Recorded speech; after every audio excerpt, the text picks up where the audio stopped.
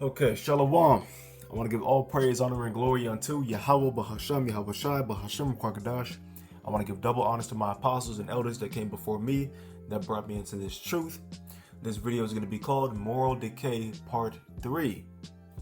Now, of course, this video is going to be going into the moral decay of Babylon the Great. All right. Now, this was inspired by a conversation that I had with the brother, and simply an observation of the lack in television shows that had any kind of positivity to them. Right? Even in childhood, brothers had videos, or not even videos, pardon me, shows or movies that had somewhat of a positive message to them and portraying the so-called black community with the nuclear family that had some modicum of decency. Now, not so much. So we're going to watch this video and we'll continue in the scriptures afterwards. As a black person, I can't turn on the TV and find not one single show that portrays my community in a positive light. We used to have Martin, we had Living Single, we had Sister Sister, we had all that. We had a different world where black people was at college. We could see that on the Cosby Show, this black man is a doctor, so I can go be a doctor if I want to. Carl Winslow was a police officer. I could go be a police officer if I want to. We don't have not a single show that portrays us in a positive light. The whole Power Book series is so good. Don't get me wrong. Like, it's a very good series. It's very interesting. The storyline is great. But in all of them, we drug dealers and murderers. It ain't a single show. A little black girl can't turn on the TV and see a mama and a daddy in a household thriving. It's either us doing something that's bad, or it's reality TV, which is just showing black women fight other black women over nothing, like men. We even had cartoons like The Proud Family. We had That's So Raven. We had stuff that portrays the black community in a positive light. We don't have that anymore. And there's a certain aura that you get when you watch stuff like that. Like, dang, I wish I was around during those times. But now when you turn on the TV, it is not a single show that you can go to that is portraying black people in a positive way. Even Tyler Perry can't get it together. That's crazy. Little black girls is turning on the TV and admiring BBLs and lace fronts fighting over men. A lot of y'all gonna cancel me because y'all watch that stuff. And no tea, no shade. My little sister watch it. I hate that stuff. My mama watch it. It's the black community. It's nothing else on TV. If you ain't watching sports, or you ain't going back and watching 1,000 reruns of Living Single and Martin and stuff like I do, it's really nothing positive feeding the black community on TV anymore. And that is a whole nother agenda. That is crazy. I never thought you used to turn on the TV and it'd be a bunch of different good black shows. Wonderful observation by the sister right here, man. Magnificent observation. And again, I was having this conversation just about a week ago with a brother, and I mean, it's true. It's true. You have all kinds of nonsense on. Well, I don't even know who watches TV anymore, to be honest. I mean, you have to try to go out of your way in order to watch TV at this point. I mean, shit. Nonetheless, it's very easy to just, if you have a subscription to one of these television streaming sites, or these like Hulu or Netflix, whatever it might be, it's very easy to just throw on a TV show. You don't have to choose to watch bullshit, but people choose to do that shit. The same way, as opposed to, going on Amazon to purchasing a child a book. Folks will go on Amazon to purchase their child a game or a toy that they don't need. That's what they'll do, because our people are wholly given to wickedness and our people are backwards as all hell. Nonetheless, let's go to the next part. Brain rot definition. Brain rot is an informal slang term describing mental or intellectual decline from consuming excessive low-quality online content like endless short videos, leading to poor focus, memory issues, and reduced attention spans. Though it's not a clinical diagnosis, but rather a cultural commentary on digital overconsumption, Oxford University Press named it their 2024 Word of the Year, reflecting its widespread recognition for describing content that's unchallenging, often untrue, or simply slop. Right?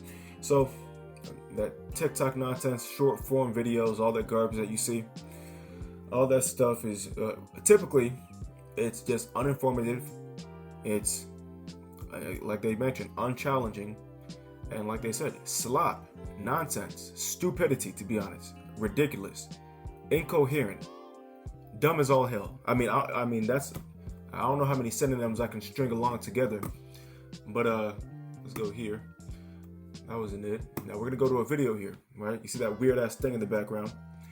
This thing is called Skibbity Toilet. I found out about this shit like a couple days ago. Let's listen to this.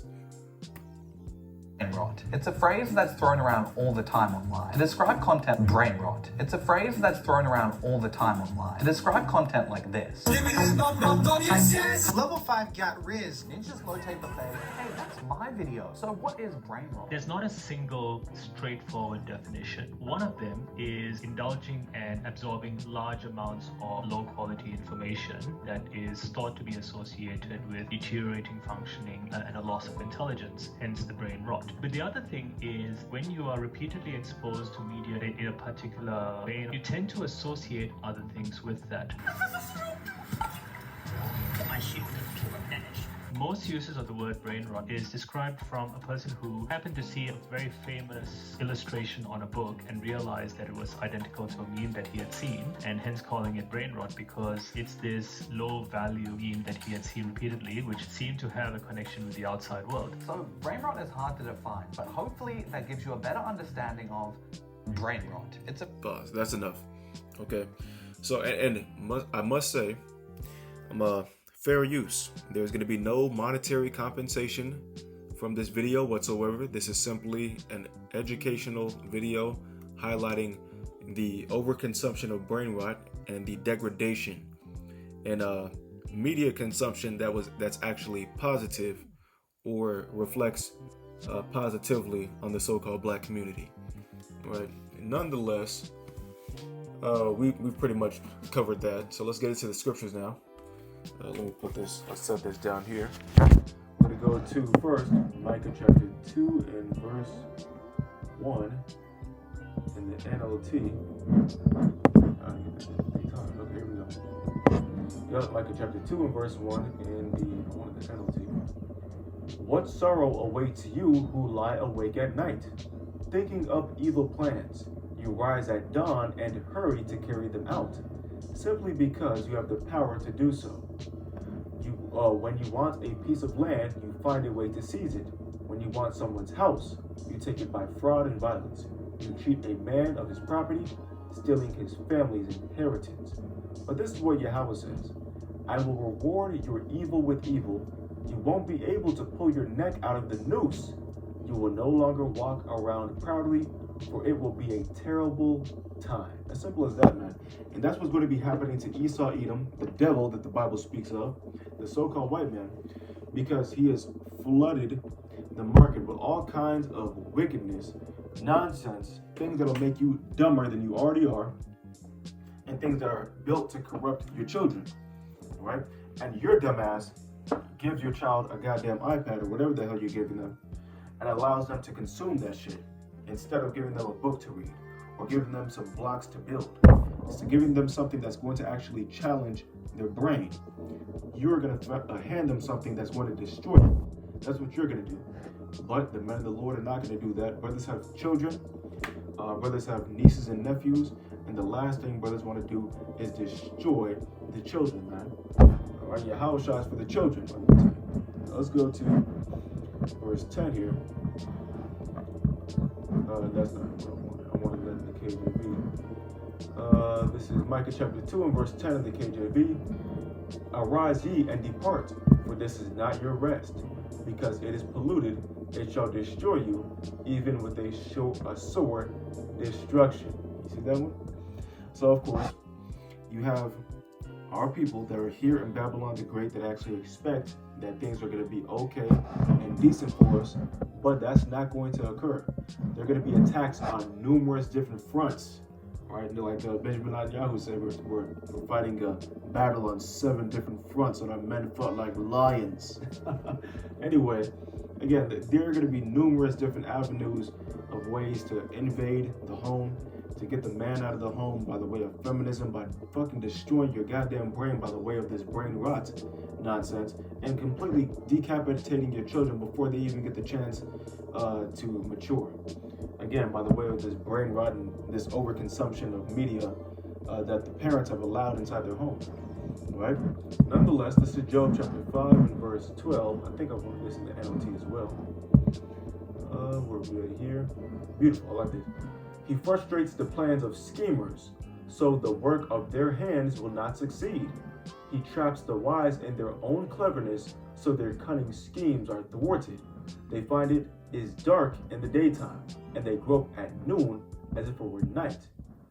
You see that one? So, these are the different schemes that Esau Edom is putting forth. Different plots and schemes that Esau Edom has devised in order to destroy the men of the Lord, destroy the children of the Lord, essentially just destroy all the Israelites in general. But that's not going to work. It's not going to happen, but he's definitely going to try his hardest. So this is the book of Psalms, chapter 83 and verse 3. They devise, and this is in the NLT, they devise crafty schemes against your people. They conspire against your precious ones. Come, they say, let us wipe out Israel as a nation. We will destroy the very memory of its existence. Yes, this was their unanimous decision. They signed a treaty as allies against you. You see that one? So they've came together as allies to overthrow the children of Israel. Let's keep on reading. These Edomites, the so-called white man, and Ishmaelites, the Arabians, Moabites, the damn Chinese, and Hagarites, right? What we got here? Gibeonites, Ammonites, and Amalekites, and people from Philistia and Tyre. Assyria has joined them too, and is allied with the descendants of Lot. You see that one? So all of these different nations of people have come together and they plot a scheme to overthrow the children of Israel. And of course it's working, but it's only going to work to a certain degree. It's not going to take away all the children of Israel, because the elect are not going to be confounded. The elect are not going to be ashamed. The elect are going to be saved by the Lord. This is Psalms 119 and 126. Yahweh, it is time for you to act, for these evil people have violated your instructions. Truly, I love your commands more than gold, even the finest gold. Each of your commandments is right. That is why I hate every false way. And this goddamn brain rot is a false way.